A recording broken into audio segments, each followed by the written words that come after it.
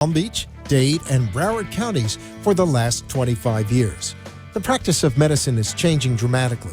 All County Healthcare, Inc. still does it the old-fashioned way, where our nurses and healthcare professionals come into your home to service your medical needs, providing you the fastest and best care possible.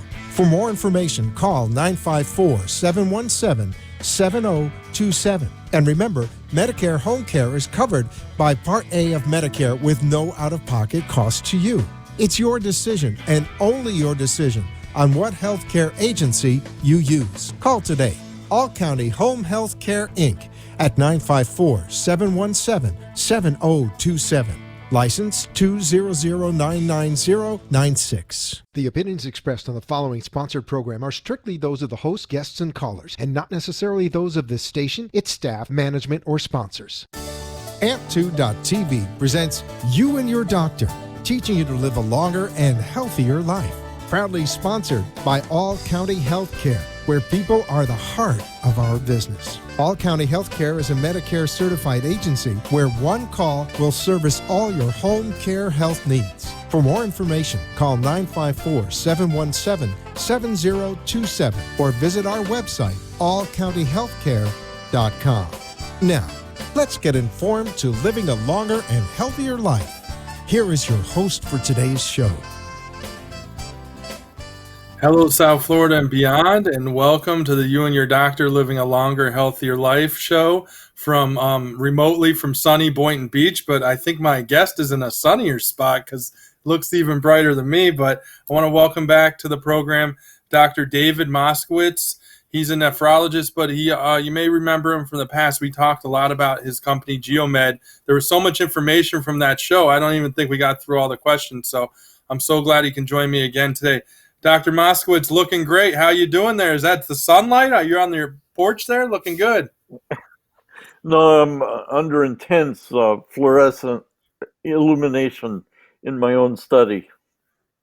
Oh, it works good. It looks like almost like sunlight. So that is really good. I thought maybe you were enjoying this beautiful weather we're having in South Florida. Well, I'm sure you are. But like I said, I want to get right into it. You have a lot to talk about disease-wise, and you can really share some really great things with us. So again, I just want to welcome you to the program and thank you for joining us. Thanks very much for having me on. All right, let's get right into it. Are you still working to make the world dialysis free by 2025? Isn't that what we kind of ended on last time? Is that still the plan? That's still the plan. But it looks like, it'll have to take a backseat to surviving COVID-19 first. And turns out, just looking at what happened in China, that it's not impossible to deduce how to save us from COVID-19. And I'm happy to say I had my own patients with COVID-19 finally, after watching everybody else in the world have them, and was able to prove that quercetin is the way to go with this disease.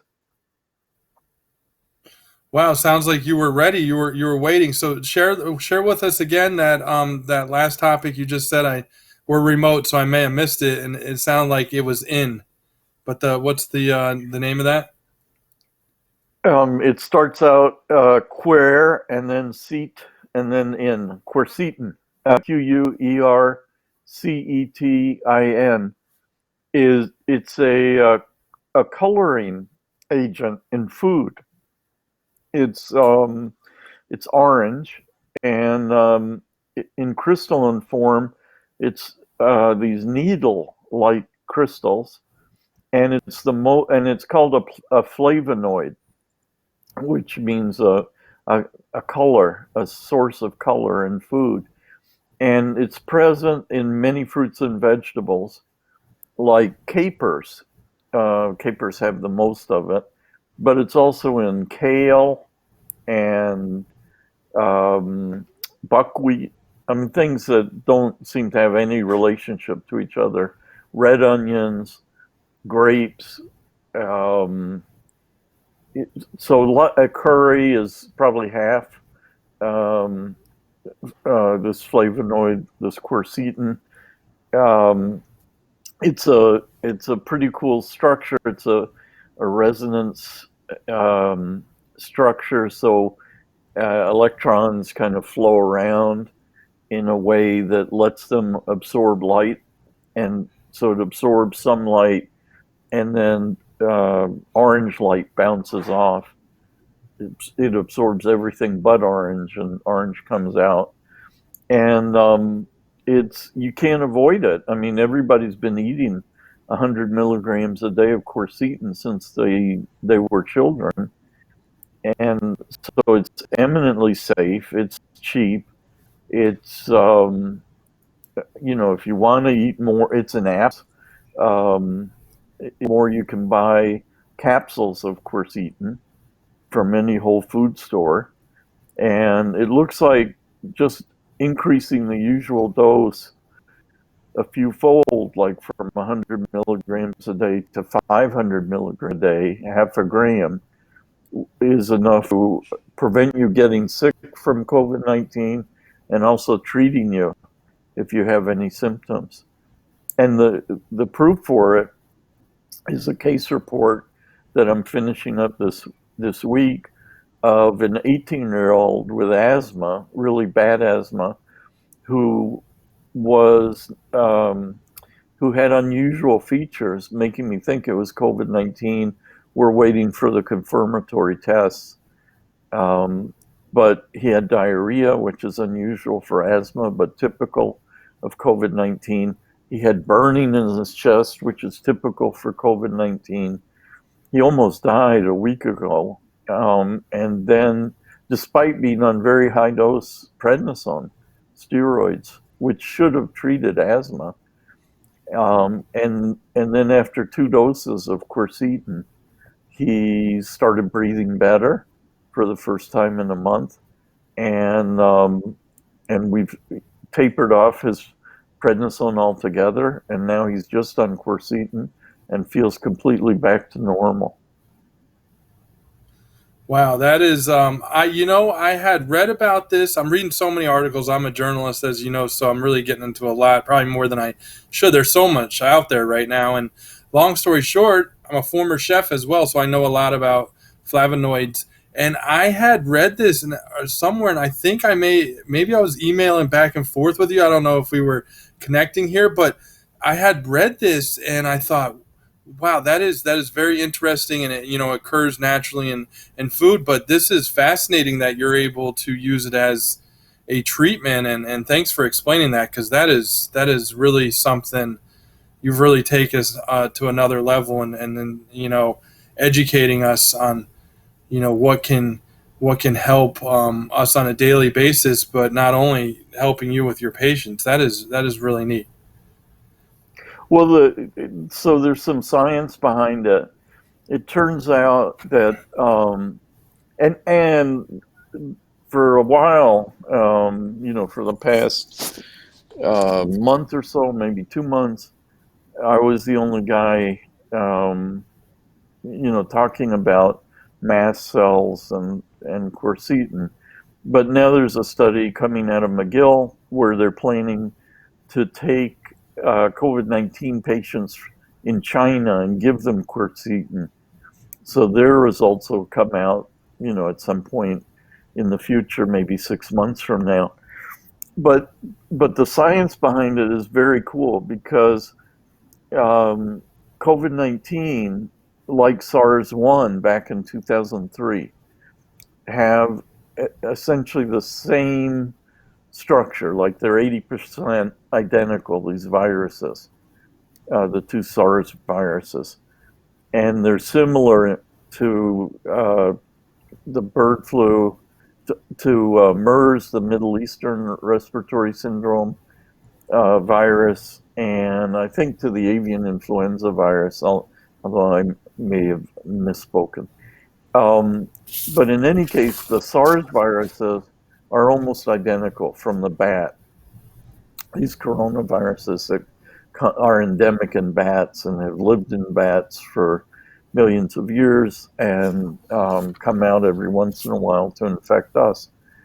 And the way they act, the viruses, is to infect um, nasal epithelial cells that happen to have this ACE2 receptor on it for the virus. And at some point, um, the the virus is sort of available in pieces um, to immune cells nearby. Uh, like macrophages can present uh, various epitopes of various pieces of the proteins that the virus is made of to nearby cells. And mast cells are the cells that are behind hives in the skin, and peanut allergies, and allergies to bee stings and wasp stings.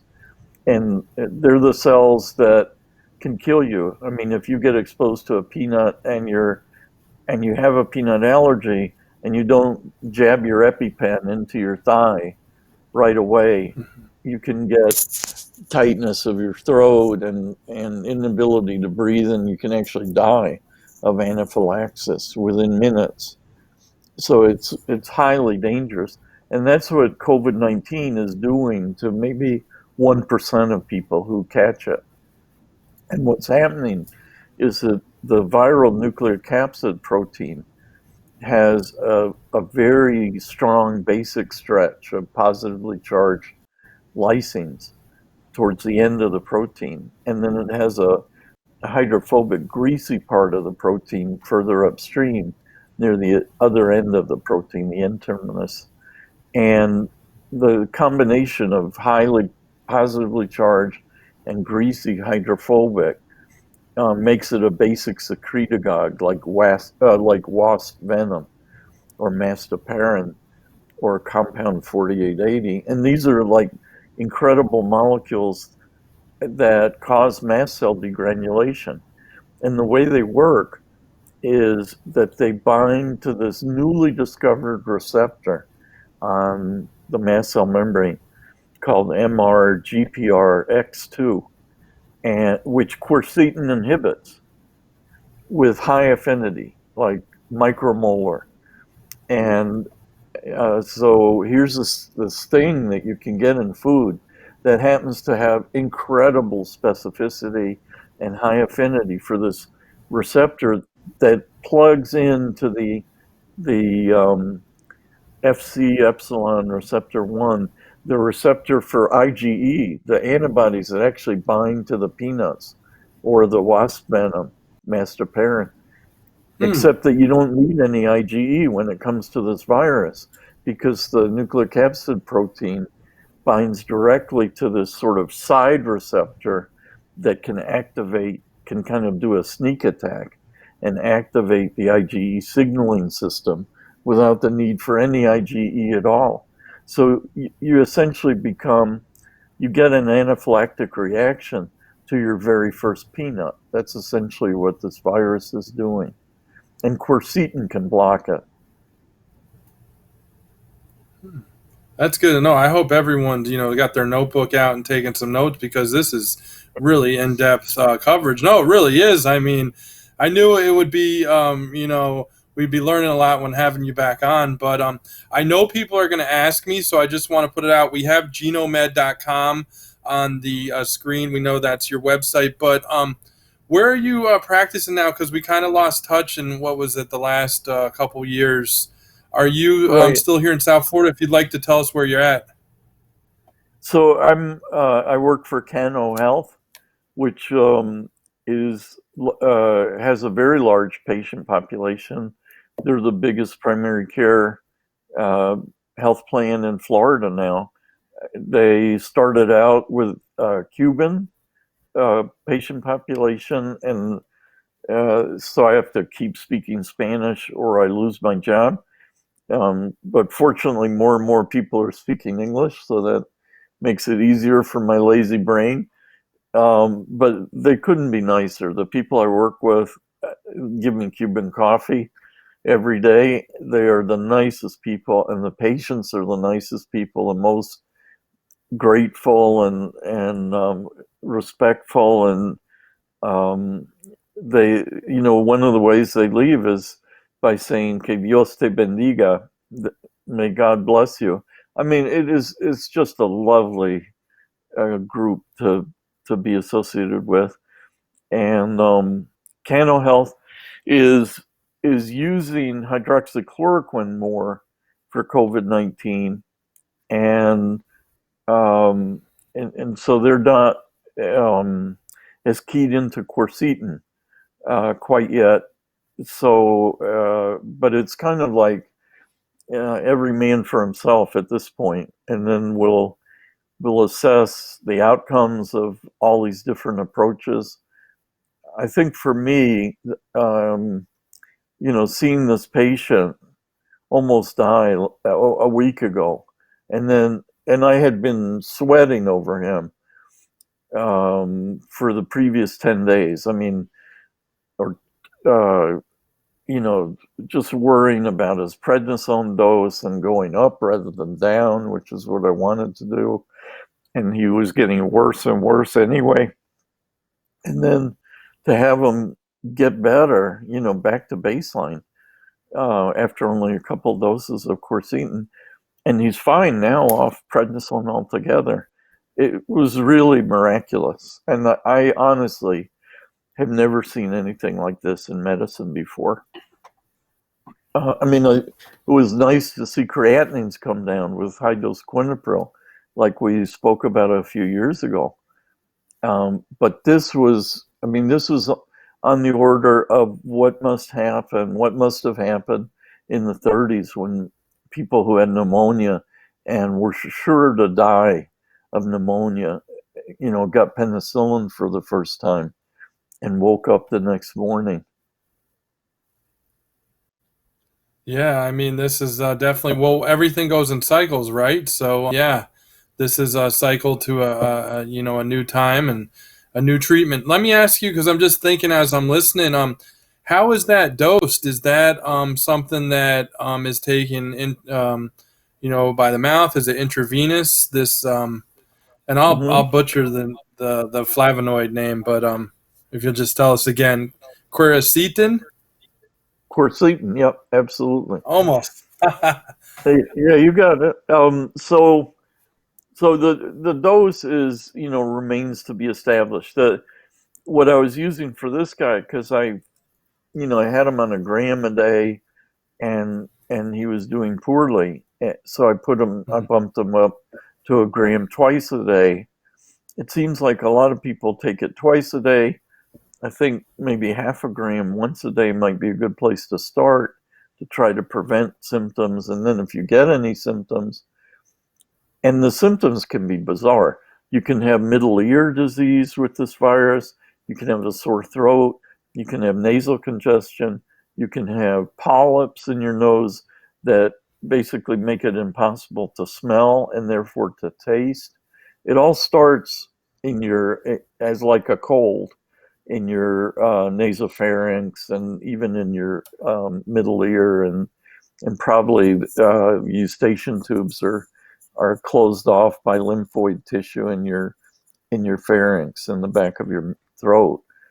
And then it goes from there apparently into your lungs. You can have diarrhea. It's not uncommon. This guy had diarrhea.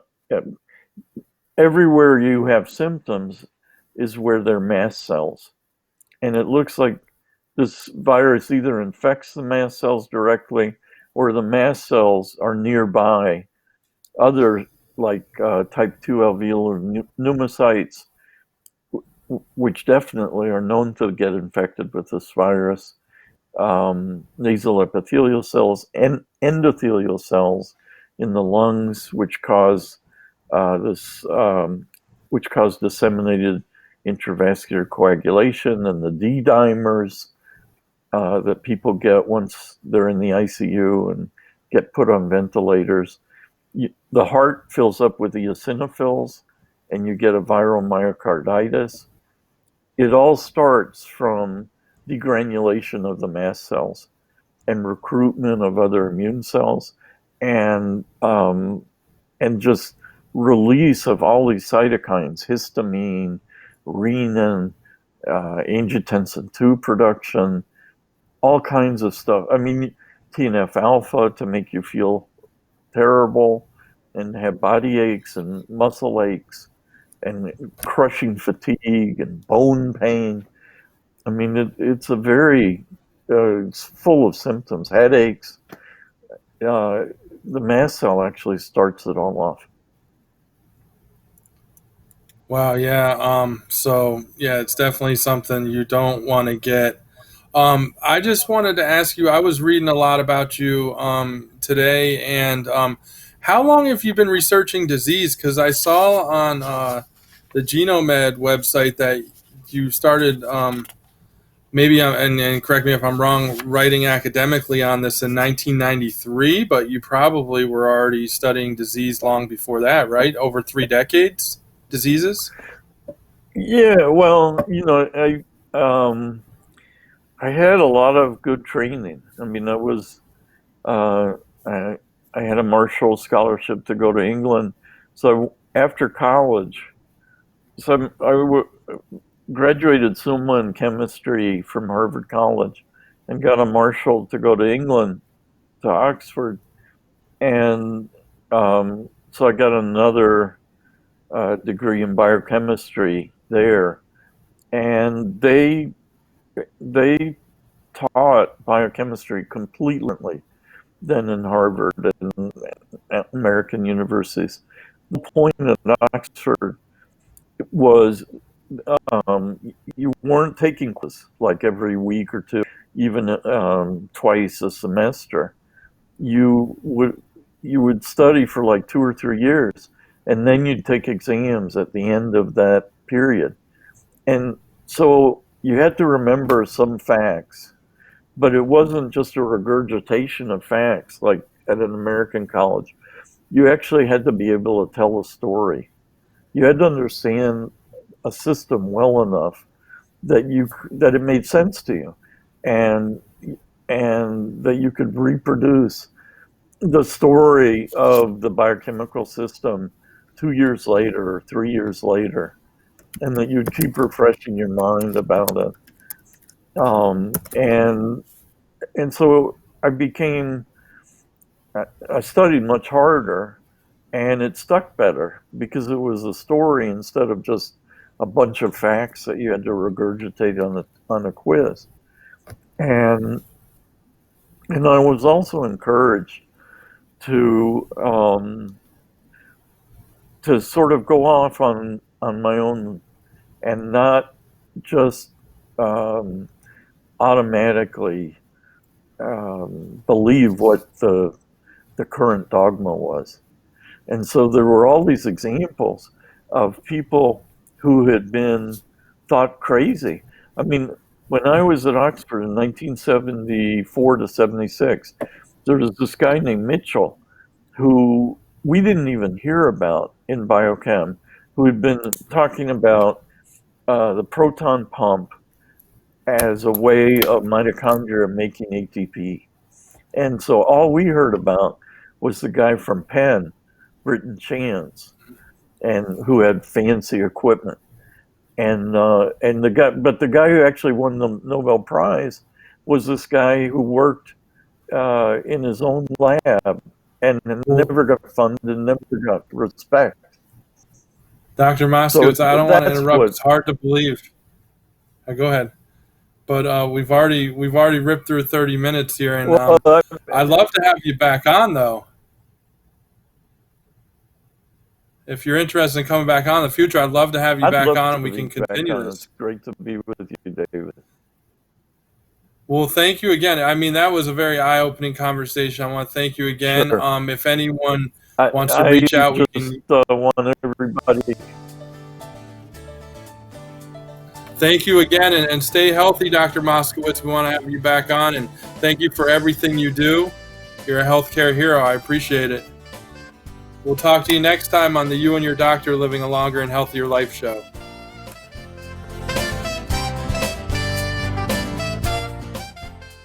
Thank you for letting us share with you a longer and healthier lifestyle. If you have a doctor or are a doctor and wish to be on the show, call AMP2 TV at 866-244-5422, and we will put you on the air as soon as possible. Tune in next week for more information on living longer and having